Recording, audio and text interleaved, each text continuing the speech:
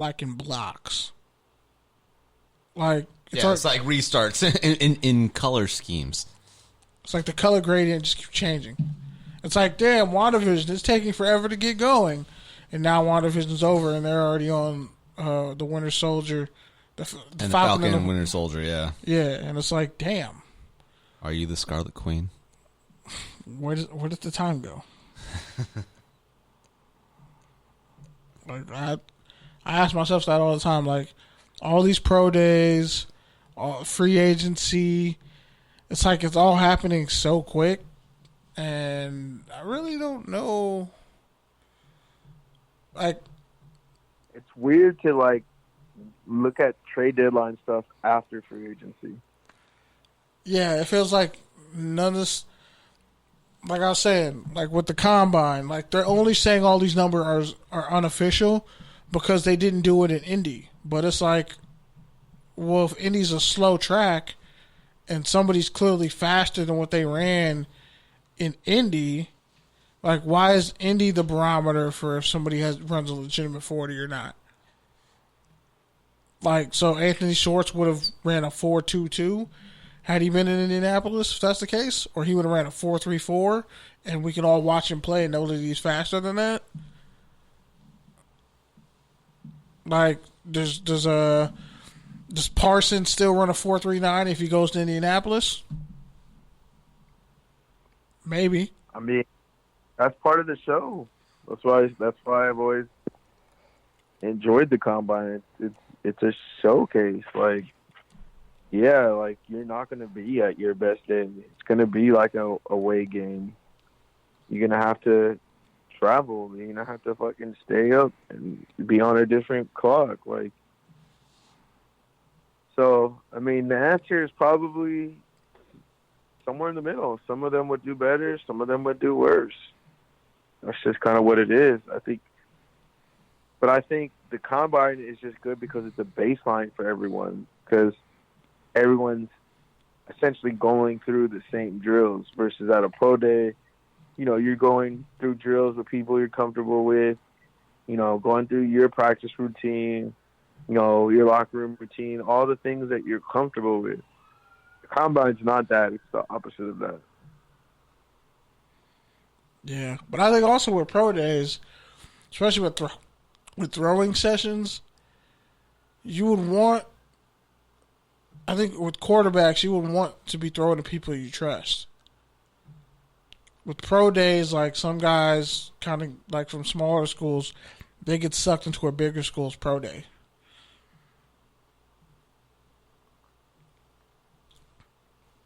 True. Pete?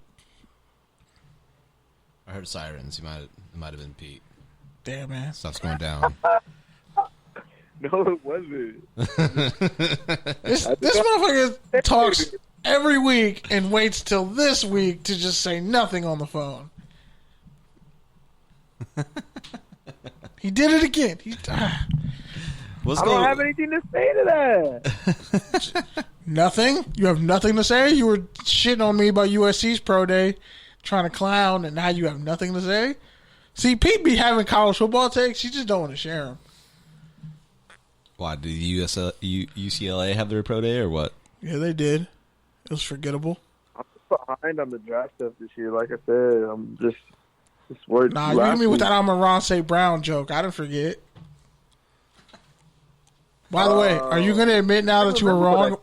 Huh? What did I say about the St. Browns? You were like, oh, the St. Browns are going to be the next ones up. They got Osiris at Stanford still, and none of them dudes done anything in the league. Like, well, EQ dropped that touchdown pass that would have took him to the Super Bowl. And then, you know, his Amon-Ra, who was a 5-star recruit, putting up video game numbers against teams that had the team he played on had Modern Day had so many transfers and depth. Like the fact that he was putting up all those numbers, it's kind of like you got to taper that off. And then he runs a 4.51. I'm like, wow, bro, you might as well go back to. You should probably go back to school. That 4.51 killed him. He said he was gonna run 4.4s, and I'm like, Steve Smith ran a 4.44, bro. Steve Smith, the only one out here putting on for good 40 times. Nelson Aguilar ran a 4, whatever. Woods ran a 4.5. Marquise ran a 4.5. It's like, bro, like, I don't know how USC. It's safe to say he didn't have a better career than Michael Pittman, right? Can we say that? Who, Amon-Ra? Yeah. Definitively, because Pittman was an All-American. And he waited a long time. He waited a long time. Third round, right? Second round. Nah, Pittman went second round. Second round. Okay. But he's a bigger body receiver. Amon-Ra's a smaller guy running a 4.51, so he's only like two. Put him yeah. The fifth round? Probably. Fifth or sixth. Because he only ran like 0.2 of a second faster than Pittman. I think he probably only ran like, what? I think his brother ran, what, about 4.58? EQ?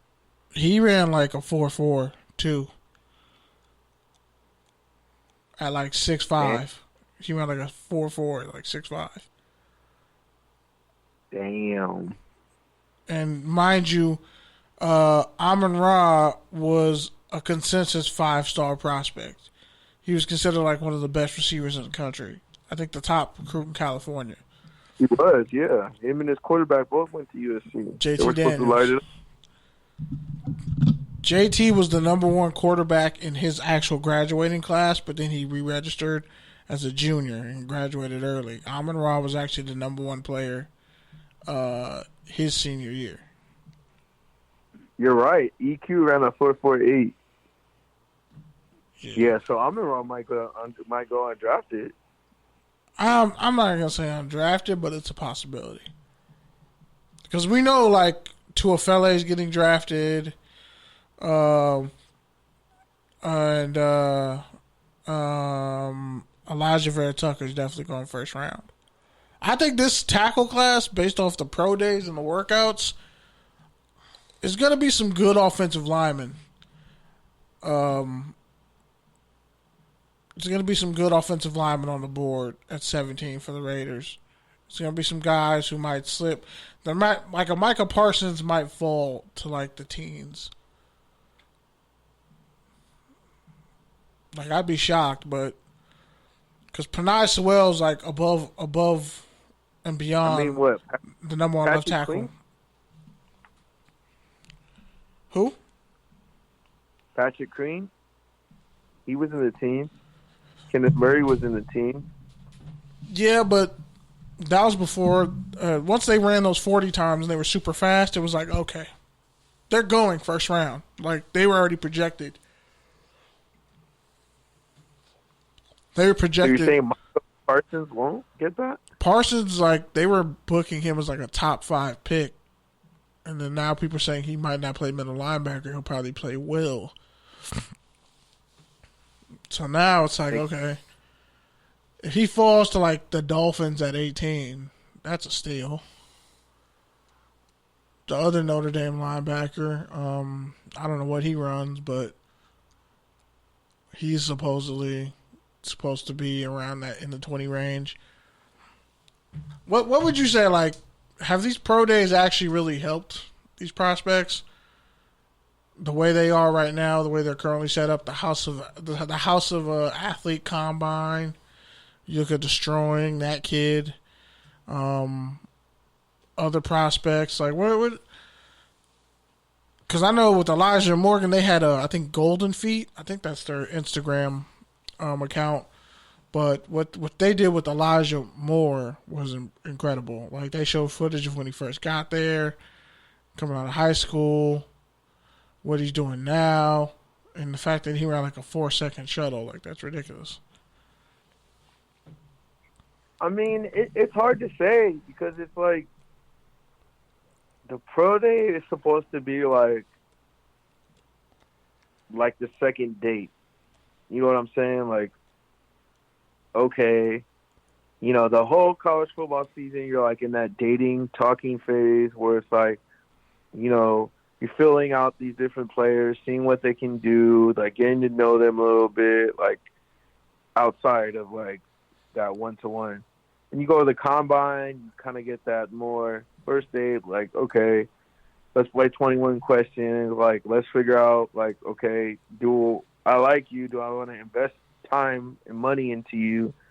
And then it's like, okay, that pro day is like, okay, well, do we have any questions from the first one? Like, let's finish out our profile and see, like, okay, are we going to keep moving forward with this player? But it's like, now it's just kind of like, well, the pro day is just kind of like, just like a show, I guess. It's like, you know, players are doing what they're supposed to, but it's not to the same scale as the combine, like you talked about. But then it's also, well, like, why isn't it the same scale as the combine? Well, I mean, I already explained it a little bit. It's not the same spectacle, but then at the same time, like, if you're just trying to grade on athleticism and traits, well, that should be enough. But then the other part of it is, like, so many of them are happening at one time. Like, you can't get everyone to all of them, so it's really just the same regional scouts going to these things, which these guys, the regional scouts, have already been knowing these people, so it's not really that important for them. And then, like, the coaches and the GMs who would go, it's like they can only be at one place at one time, so they're just streaming the other ones, so they're not getting to know the other guys either. So, yeah, basically what I'm saying is the draft process is just all disrupted, and it's like, yeah, we have pro days, it's better than nothing, but it's also like, well, is it better than nothing? I guess we'll never know. Or at least, I mean, some cats were injured, like, or like, take a Trevor Lawrence. He didn't really need a pro day. What I'm trying to say is, like, okay, if the players and the coaches, if all of them can't go to each pro day and meet these players, right? If they're not having the spectacle of competing with the best players from their position at one time, it's basically just like a practice, right? Yeah. So it's like, is it really anything? Like, I mean, I feel like, because remember, like, when Catherine getting injured and tearing their ACLs in private workouts, like that Clemson guard did a couple years ago, and he never really recovered? Yeah. He was supposed to be like a second-round pick. Yeah. Yeah, I feel like it's more, there's just more of an onus and strength back on schools now. But I mean, you know, Which goes to the have and have nots, which we've been talking about. Yep. Well, that's pretty much. Actually, let me check out, because I saw something from Nebraska's pro day that made me laugh. Like, and we've talked about Nebraska before on this podcast. Yes. They're mostly the issue with their names. Their names are wild. I don't know who, like, damn it, my phone died. But anyway, some dude, so just look up Nebraska Pro Day, and there's a receiver with a ridiculous first name.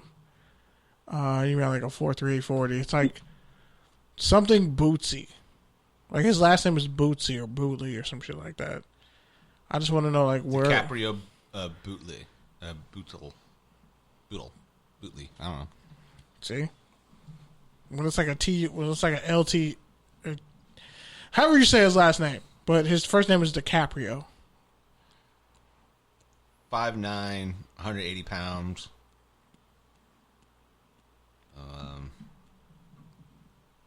Was benched 16 times, 40 to 4.38, vertical 36.5, broad jump is 10.6. Like, ask yourself this question. If you went to Nebraska playing football, you know Nebraska's trash. Do you even expect scouts to show up? I mean, since Mizzou, who has come out of Nebraska? Levante David, Oh.